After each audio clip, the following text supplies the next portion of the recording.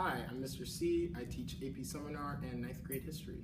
Hi, I'm Ms. Smith. I teach 11th grade honors biology. Awesome. So we're here today to talk about activism and specifically some of the causes that we've been involved in.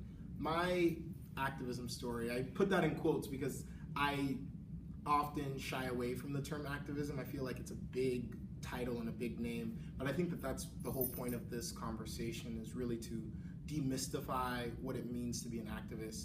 And I felt in college pushed sort of into that role. So when I was at my University of Miami, I was a campus leader in a lot of organizations that pertain to Black people, specifically United Black Students. I was in a Black fraternity, amongst other things. And because of that, after the Mike Brown tragedy and a lot of the things that happened and are continuing to happen, we felt like we had to make a political statement. At the time, college campuses around the country were doing so.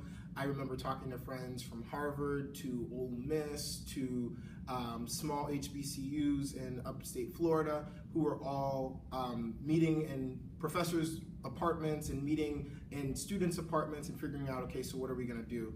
So at Miami, we did that same thing. We had a town hall where we invited all students, but particularly students of color. And the first step was really to build a community, to figure out who are the other people that care about this issue and what do they think. I think after that, our next step was really to learn.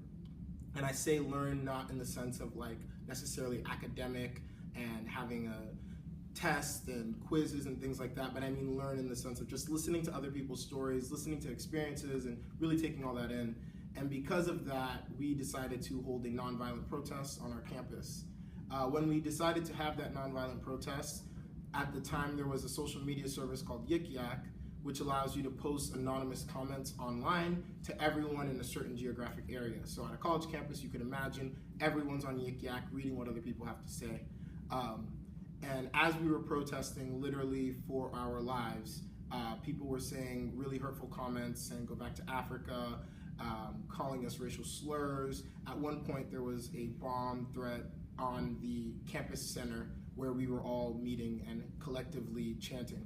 And I think that that experience really galvanized me and a lot of other people to recognize the world that we're living in and decide that we wanted to do something. From there, we drafted a letter to the university's president and we said, as the Black students of this university, this is how we feel. Here is quite literally the evidence that we have gigantic racial problems at our school. What are you gonna do about it? And I remember literally typing that letter with my friends next to me, and we were all just like, oh my God, what's gonna happen next? And I was really excited because it was received really warmly from the university, and they were like, we wanna work on this issue and we wanna do better, so you tell us what you think we need to do. And after that, we left that meeting with a plan to change things. And it's really exciting to know that a lot of the changes we recommended are actually occurring. For example, one of our recommendations was to increase the Black student population from 6% to 10%. One of our recommendations was to include more scholarships for low-income students and students of color specifically, amongst other things. And I think what I got from that whole experience really was this idea that if you are telling the truth, you shouldn't be afraid. And that is something that I hold on to as I continue to move throughout this world and continue to do the things that we all do every day. But if you're telling the truth, there's nothing that you should be afraid of because it's the truth. What do you think? About your statement or about? Just in general, okay. Just in life. Well, what really got me into activism was Trayvon Martin. I'm from Georgia, and so I was like, whoa, I go to Florida for vacation. I'm like, it's Disney World's there, what? Yeah.